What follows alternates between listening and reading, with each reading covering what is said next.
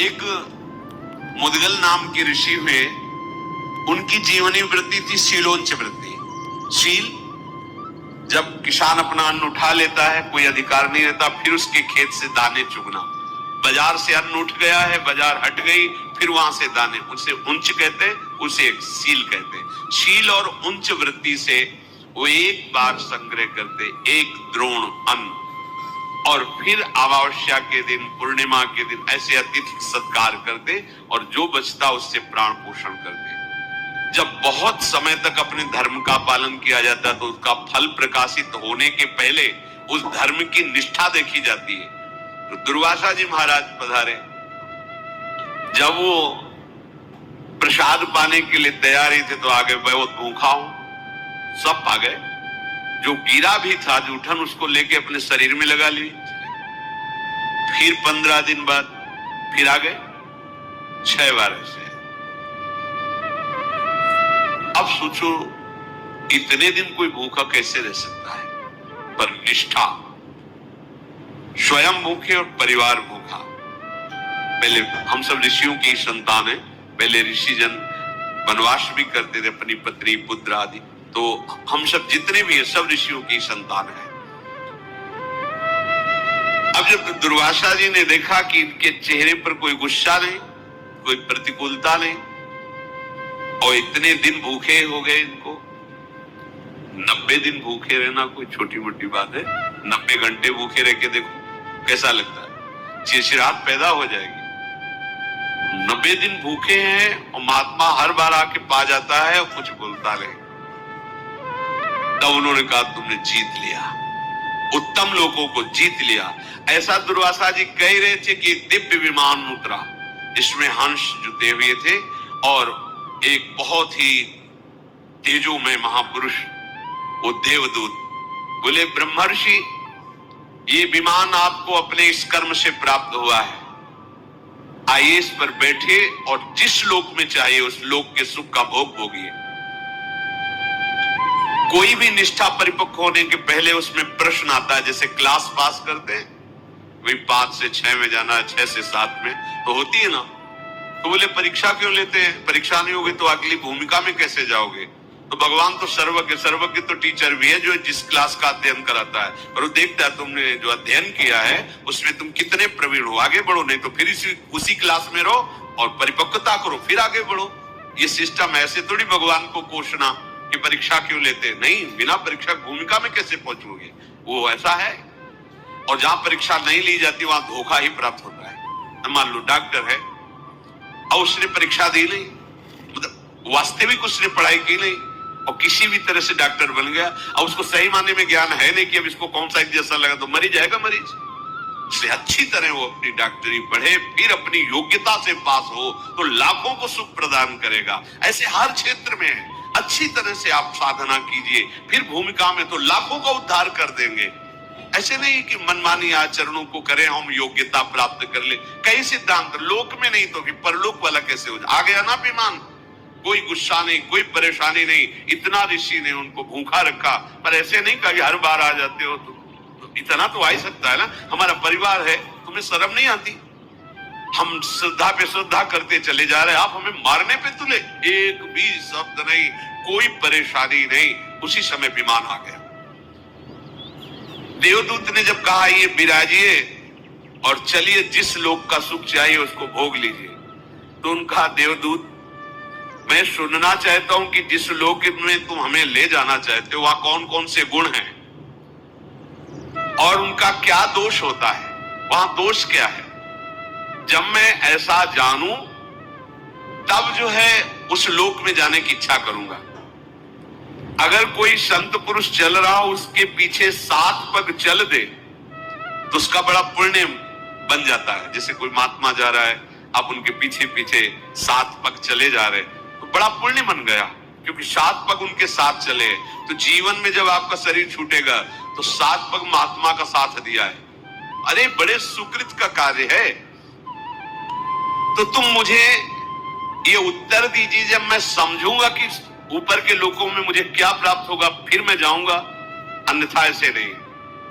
तो देवदूत बोला, महर्षि तुम्हारी बुद्धि तो बड़ी उत्तम और सावधान है, सावधान, ये चलो ये भोगो। तो क्या है ये, इसका हमें प्रमाण दीजिए। ऐसे नहीं कि आया बैठ के विमान पे चल दे। उत्तम बुद्धि वही कि जहां ले जाना चाहते हो पहले मुझे परिचय बताइए। ये हम तुमसे नहीं पूछा जाएगा, ये उनसे पूछा जाता है जहां कि कहां चलना चाहते हो। मार मार के यम के दूत वो पूछेंगे थोड़ी तुमसे। ये तो पावरफुल महात्माओं की बात है जो भजन तपस्या निष्ठा। हमारे पास मेरी महारानी श्री राधा रानी, हम पूछे ही कोई नहीं आएगा, न विमान आएगा न पूछने आएगा। या अपने घर में ही है, बस घर में ही अंदर प्रवेश पा जाना है। तो मुने जिसे महासुख स्वरूप कहते हैं स्वर्ग लोक, यहां से बहुत ऊपर की है और है। उसमें केवल सिद्ध पुरुष ही जा सकता है या कोई देवता, उसे ऊर्ध्वक कहते हैं। वहां जाने के लिए जो मार्ग है बड़ा ही उत्तम है, सुखद है और दिव्य विमानों के द्वारा जाया जाता है, भौतिक विमानों का प्रवेश नहीं है। जिन्होंने घोर तपस्या नहीं की, बड़ी बड़ी यज्ञ नहीं की, उनका कभी वहां प्रवेश नहीं होता। असत्यवादी, नास्तिक, व्यभिचारी ये कभी नहीं जा सकते। जो धर्मात्मा है, सदैव मन को वश में रखा है, शाम दम, किसी से ईर्ष्या नहीं की, जो दान देता रहता है, जो युद्ध कला में प्रवीण है, इंद्रियों को संयम में रखता है और सत्पुरुषों की सेवा करता है, ऐसे पुण्यवानों को इन लोकों में ले जाया जाता है। हे मुद्गल ऋषि, वहां 33,000 सुवर्ण में विमान, दिव्य विमान, मार्ग में ही चलने पर वहां से मेरुगिरी का शिखर दिखाई देता है। इतना बड़ा मेरुगिरी है, शिखर दिखाई देता है। ऐसे देवताओं के नंदन वन है कि उन्माद चढ़ जाए सुख का। जो देववन है स्वर्ग में, जिनके लता फूल उन्माद चढ़ जाए, और निकुंज का जो तो कोटि कल्प तरुणा ही, हमारी जहां श्री जी विचरण करती, विहरण करती, अरे सौभाग्य उदय हो गया, बढ़ो आगे। स्वर्ग में किसी को कभी भूख प्यास नहीं लगती, कभी किसी को ग्लानि नहीं होती स्वर्ग में, कभी गर्मी नहीं लगती, कभी ठंडी नहीं लगती, किसी को कोई भय नहीं होता। मन में सोचा वही भोग मिल जाएगा, सब उपस्थित। वहां मलमूत्र नहीं बनते स्वर्ग में। और देवताओं को भी दुर्लभ बताया गया है देह, मानो देह, केवल भजन के लिए, केवल भजन के लिए। भजन नहीं किया, देख लो कौन सा देह है, क्या है। वहां भूख प्यास नहीं, मलमूत्र नहीं, ठंडी गर्मी नहीं, कोई वस्तु ऐसी नहीं जो वहां देखने योग्य ना हो। मनोरम ही मनोरम, सुगंध ही सुगंध, हर वस्तु सुखदायक स्पर्श, कानों को लुभाने वाले संगीत अपने आप बजते रहते हैं। वहां शोक नहीं है, बुढ़ापा नहीं है, झुर्रियां नहीं पड़ती, थकावट नहीं होता, कोई वहां रोते नजर नहीं आता, सुख ही सुख बरस रहा है। स्वर्ग लोक में ऐसा सुख है जो सत्कर्म करते हैं उन्हीं को केवल प्राप्त हो सकता है, पुण्यवानों को वो लोक प्राप्त होता है। स्वर्गवासियों के शरीर तेज की प्रधानता से, जैसे अपने पंचभूतों से बना है तो उनका पंचभूतों से, उसमें तेज की प्रधानता होती है, तभी वो अंतर ध्यान हो जाना, प्रकट हो जाना। जैसे योगी जन ऐसा कर सकते हैं, जो योग के द्वारा शरीर भाव से ऊपर उठ चुके हैं, वो एक ही समय में कई जगह दिखाई दे सकते हैं, वो बड़ी दूर की बात सुन सकते हैं, वो पहाड़ में भी प्रवेश कर सकते हैं, बड़ी अद्भुत, क्योंकि वो तेजस तत्व तो प्रकाशित हो जाता है। वो माता पिता के रजवीर से पैदा नहीं होते, वहां का जो शरीर है वो रजवीर से बना हुआ नहीं है। कभी वहां के लोक में पसीना नहीं आता किसी को, दुर्गंध तो वहां नाम मात्र की कहीं पूरे लोक में नहीं है। कहीं कोई मलमूत्र ही त्याग नहीं करता क्योंकि बनता ही नहीं है। वहां कोई कपड़ा कभी मैला नहीं होता है। वहां की फूल की माला किसी की कभी कुमलाती नहीं, फूल कुमलाते ही नहीं है। और ये नासवान की बात हो रही है। और निकुंज की बात, वो तो चिदानंद में धाम, इसका भी नाश होता है जिसका वर्णन सुन रहे हो।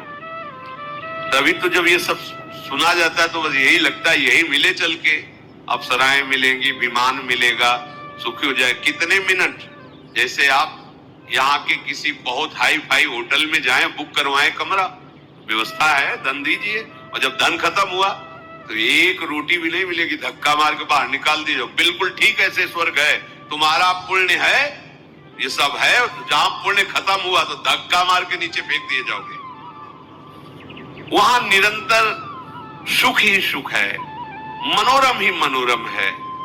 सात विमानों पे बैठे, हर्षित हुए, नाचते गाते, विभिन्न प्रकार के भोग भोगते, यही सुन के तो सब लुभायमान हो जाते हैं। जो स्वर्ग पर पहुंच जाते हैं वो बड़ा सुख में जीवन व्यतीत करते हैं। वहां कभी थकावट नहीं होती, वहां भोग के बाद भी थकावट नहीं है, नया उत्साह, नया बल, ऐसी। वहां मात्सर्य नहीं है। देवताओं के लोकों के ऊपर और भी लोग हैं जो इनसे भी दिव्य हैं। इन सब के ऊपर ब्रह्मा जी का लोक है जो महातेज से युक्त है। वहां पवित्र ऋषि मुनियों का प्रवेश होता है। वहां पुण्य दान पुण्य करने वालों, वहां तो ऋषि मुनियों का प्रवेश होता है। बड़े ऋभु नाम के देवता वहां विराजमान रहते हैं, जिनकी आराधना स्वर्ग में विराजमान देवता भी करते हैं। वो देवताओं को जैसे जीवन आहुतियों से चलता है, ऐसे उनका नहीं चलता। वो केवल अमृत पान करके, वहां कोई स्वाहा की जरूरत, वो अमृत से युक्त रहते हैं। ब्रह्मलोक में जो रहते हैं उनके सुख की लालसा देवलोक के भी करते हैं। ऐसा सुख ब्रह्मलोक में है। वहां परिवर्तन नहीं होता, एक शरीर रहता है, जैसे एक स्थिति रहती है। ब्रह्मलोक में जरा मृत्यु का अभाव रहता है। ब्रह्मलोक में ऐसा नहीं कि जन्म हुआ मरण हुआ, ऐसा नहीं। वहां हर्ष शोक नहीं रहता, वहां सुख ही सुख रहता है, कोई विकार नहीं रहता ब्रह्मलोक में। न राग, न द्वेष, न दुख, न द्वंद्व। एक तरह से ये समझ लो कि परम गति को छोड़कर और सब कुछ वहां है ब्रह्मलोक में। ऐसा सुख है जो तुम सोच भी नहीं सकते। मुद्गल सिंह का हो गया, आपने बता दिया गुण। अब जरा दोष बताइए, क्या दोष है? तो दोष भी सुन लीजिए महर्षि। आपने जो सत्कर्म किया है बस उतना ही भोग आप भोग सकते हैं, इसके बाद तत्काल वहां से हटा दिए जाएंगे आप।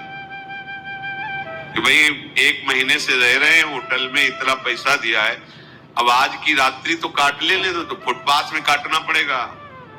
पैसा है तो और रुक जाइए, नहीं है तो नहीं। पुण्य है तो है, इसके बाद जो तुम्हें प्यार कर रहे थे, दुलार कर रहे थे, विमान मिला था, यश गान मिला, सब धूल दूसरे धक्का मार के बाहर कर दिए जाओगे स्वर्ग से, फिर नीचे गिरोगे आके।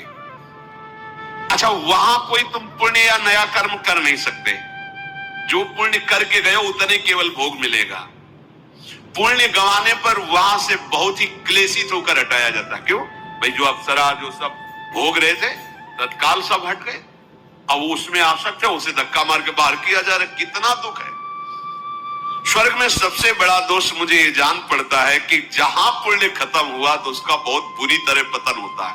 यही बुरी तरह पतन कि एक बढ़िया सुख साम्राज्य और 1 मिनट में सबसे रहित खत्म तुम्हारे पुण्य। जिन भोगों में लगा हुआ था, जिनको अपना मान रहा था, उनसे धक्का मार के दूर करके भगा दिया जाता है। स्वर्ग में जो लोग नीचे की तरफ गिरते हैं वो भारी जलन असंतोष से युक्त हो जाते हैं, क्योंकि वो सब सुख छिन गया। उसका मैं कैसे वर्णन करूं? जिस समय गिराया जाता है उसको दुख मिलता है। गिरते समय इतना भयानक दुख होता है, उसकी चेतना लुप्त हो जाती है, रजोगुण का आक्रमण होता है, बुद्धि बिगड़ जाती है, और उसके गले में पड़ी हुई जो माला पुष्प की है वो कुम्हला जाती है, टूट जाती है। वहां जिसकी माला कुम्हलाने लगे, धक्का देने का अवसर आ गया, समझ लिया जाए इसके सुकृत खत्म। वहां की पहचान है, उसके पास पुष्प जो विराजमान पुष्प मालाएं कुम्हलाने लगी, बस होश खराब हो गया, भगाए जाएंगे, अब यहां से हटाए जाएंगे, सब हटेगा। पतन की सूचना, माला कुम्हला जाना। अब उसके हृदय में भारी दुख, भारी भय समा जाता है, ये सब छूट जाएगा। जितने भी ब्रह्मलोक पर्यंत लोक हैं उन सब में दोष देखे जाते हैं। स्वर्ग लोक में तो रहने वालों के शास्त्रों दोष हो सकते हैं, अगर वर्णन करें तो वो कह रहे हैं अब तुमसे बगल में बड़ा विमान वाला जा रहा है, बड़ी सुंदर अप्सरा है, बड़ा भोग है, अपने में संतुष्ट नहीं, वो जल रहा है, क्या इसके तो बहुत है, और थोड़ी ही दिनों में पुण्य खत्म हुआ तो वो भी जा, तो वो भी छीन लिया गया, जो शंकु उल्टा लटके। आज भी वहां से भ्रष्ट हुए जीवों में जो दुख देखा जाता है, जो पतन के समय, फिर वो मनुष्य योनि में आता है, स्वर्ग से आया हुआ, नरक से गया हुआ, तिर्यक योनियों में। मनुष्य लोक में जब मानव शरीर मिलता है, वो चाहे तो अपनी बड़ी उन्नति कर सकता है। क्या इन सब लोगों को लांग करके भगवान के धाम को, पर यहां मत वाला उसको लोक परलोक की पड़ी, उसको अभी वर्तमान के भोग। ये माया है, एक एक क्षण तुम्हारा बड़ा कीमती है। देवता तरसते कि मुझे मनुष्य बना दिया जाए, तो ऐसा पुण्य करेंगे, ऐसा दान करेंगे, ऐसा भजन करेंगे, ऐसे आचरण करेंगे कि भगवान को रिझा लेंगे, और भगवान के लोक में जाने के बाद फिर आना नहीं होता। यद गत्वा न निवर्तन्ते तद धाम परमम मम। एक ही जगह जहां भगवान के धाम के जहां प्रवेश हुआ, फिर आना जाना मिट गया, नहीं ब्रह्मलोक तक ही चलता रहता है आना जाना। मुद्गल ऋषि बोले कि तुमने जो गुण और दोष बताए मैं समझ गया, तुम कुछ ऐसा बता सकते हो जहां से आना न पड़े, जहां कोई लौकिक गुण ना हो, दोष ना हो, ऐसा बता सकते हो जहां से पतन ना हो। मुद्गल मुनि के इस प्रकार ऐसा कहने पर देवदूत ने कहा कि हे ऋषिवर, मेरी दृष्टि तो वहां तक नहीं पहुंच पा रही, क्योंकि मैं तो केवल इन लोकों का वर्ण, पर मैंने सुना है भगवान का एक धाम ऐसा है जहां जाने के बाद फिर लौटना नहीं होता, कोई दुख नहीं होता, पर वो मिलता है केवल भजन से, जो किसी की निंदा नहीं करता, किसी की स्तुति नहीं करता, जो यहाँ की हर वस्तु को मिट्टी के ढेले के समान समझता है, जो ज्ञान योग के द्वारा ध्यान में तत्पर है या भक्ति योग के द्वारा प्रेम में तत्पर है, जो अंदर से वैरागी रहता है, उत्तम बोध प्राप्त कर चुका है, वो सनातन भगवान के दिव्य धाम को जाता है। वह पुण्य आदि का है, वहां तो निंदा स्तुति में समान, समलोष्टास्म कांचना, स्वर्ण का ढेला मिट्टी का ढेला समान है ही समान, उसी में तो जैसे मिट्टी तैसे पीली मिट्टी स्वर्ण, उसको तुमने महत्व दे रखा है, इसलिए गर्व से उस आभूषण पहन के क्या कितना हम धनवान हैं, बल कौन सा सुख है, न सुगंध है न स्वाद है, केवल मान्यता है। तो जिसकी ये मान्यता मिट गई है, मिट्टी का ढेला और स्वर्ण समान जिसकी दृष्टि में है, जो वैराग्य बल से युक्त है, वो सनातन परम धाम को प्राप्त होता है। इसलिए मुद्गल ऋषि ने कहा अब आप पधारिए, हम नहीं जाएंगे इस विमान पे, अब हम भजन करेंगे। अभी तक त्याग तपस्या और ये सब तो समझ लिया इन लोगों का बल, अब हम निरंतर भजन करके भगवान को प्राप्त करेंगे, भगवान के धाम को। देखो उनके पास तो बताने वाले ये सब लोग भी और लोक का परिचय देने वाले, अपने लोग तो एकदम कुछ नहीं जानते थे, सीधे धाम में घसीटे गए है। नहीं तुम्हें समझ में आ रही लाडली जी की कृपा, नहीं समझ में आ रहा प्रभु का कृपा प्रसाद की हमारे ऊपर क्या कृपा है। अरे भाई मूर्खता छोड़ दो। कल के सत्संग में प्रारंभ में कह रहे थे कोई निष्ठा तो कर लो, धाम निष्ठा, इष्ट निष्ठा, भेष निष्ठा, नाम निष्ठा, गुरु निष्ठा, कुछ तो पकड़ो। यहाँ कुछ नहीं, उदर और जनेंद्री निष्ठा है, उदर और जनेंद्री निष्ठा। अच्छा खाने को मिले, भोगने को मिले तो जय भगवान की, ना मिले तो भगवान कहाँ है, कौन कैसे। होश में हो, होश में। बहुत कीमती जीवन मिला है, बहुत कीमती। तरसते हैं जो ऊपर के लोगों में कि एक बार मनुष्य बना दिया जाए तो ऐसा भजन करूंगा, इन सब धामों के जन हमें प्रणाम करेंगे, मैं भगवत धाम को प्राप्त करूंगा। और तुम्हें अवसर मिला तो तुम नारकी वस्तुओं के लिए तरस रहे हो, एक बार ये खा लूं, ये सूंघ लूं, ये भोग लूं। बहुत जन्म भोग चुके हो, एक बार तो होश संभालो। चलना काया भी छूटेगा शरीर, जिस शरीर के लिए तुम मर रहे हो ये शरीर छूटेगा अभी। प्रतिपल ये छूट रहा है, तुम्हें दिखाई नहीं दे रहा है। जैसे नदी के किनारे खड़े हो, यमुना जी के किनारे खड़े हो, दृष्टि गई तो तुम समझ रहे हो वही जल है। जिसको तुमने देखा वो तो कहां पहुंच गया। ऐसे ही प्रतिक्षण तुम्हारी आयु क्षीण हो रही, प्रतिक्षण तुम्हारा शरीर मृत्यु को प्राप्त हो रहा, तुम्हें दिखाई नहीं दे रहा। कमा लो भगवत भजन, कमा लो भगवत नाम, कमा लो, सच्ची मानो, मान जाओ हृदय की बात। जो गलतियां हो रही सब मिट्टी डालो, आगे बढ़ो। राधा राधा राधा लाडली जू सब क्षमा कर देगी, आप मान लो हमारी बात, परिणाम नहीं भोगना पड़ेगा। लाडली जू कृपा करेंगी। देखो कृपा करी दी, अपने लोग धाम लायक है, जरा सोचो। जब हम इस पर विचार करते हैं तो लगता है यार श्री जी की है तो की कृपा पर कैसी ठोकर मारते हैं ये लोग। इनकी समझ में नहीं आता है कि कर क्या रहे हैं। बस यही है कि जैसे छोटा बालक माँ की गोद में मल त्याग कर दे तो दंड का अधिकारी नहीं होता है। बेचारा बालक है, हम हैं तो ऐसे ही अबोध हैं, पर अबोध बन जाए, पर बनते पड़े क्या नहीं है। बात भी यही है कि हम बच्चा भी नहीं बनना चाहते। ज्ञानी है तब फिर वो दंड विधान होता है। अगर बच्चा बन जाओ तो क्षमा हो जाए। कहे बच्चा के पेट और घट करे विनाशन। कहे जब दंड मिलने का समय आता तो कहते बच्चा है, और जब कर्म करने का होता है कि सावधान, तब कहता हम बहुत ज्ञानी, हम करके दिखा लें, कोई जान नहीं पाएगा। तब जो जान रहा है वो कर्म तुम्हें दंड दे देगा। होश में जिस धाम के लिए ऋषि मुनि ऐसे ललकते हैं वो धाम तुम्हें ऐसे ही प्राप्त हो गया, फ्री में प्राप्त हो गया, श्री जी की कृपा से प्राप्त हो गया। विमान से चढ़ने की जरूरत नहीं है, ऐसी जगह आ गए जहां विमानों का प्रवेश ही नहीं है। ये भगवत धाम है। इस मनुष्य लोक में कोई भी ऐसा नहीं है जो ये ना भोगता हो। बारी बारी से दुख, बारी बारी से सुख, जैसे चक्र ऐसे चलता रहता है, ऐसे दुख सुख का चक्र है। तुम पराक्रमी हो, सावधान हो जाओ, दुख सुख सह जाओ। राधा राधा राधा राधा, कहीं खर्चा मत करो नाम को, राधा राधा राधा कमाई करो और ऐसी जगह पहुंचो जहां से पुनः जन्म मरण पतन दुख ये सब नहीं है।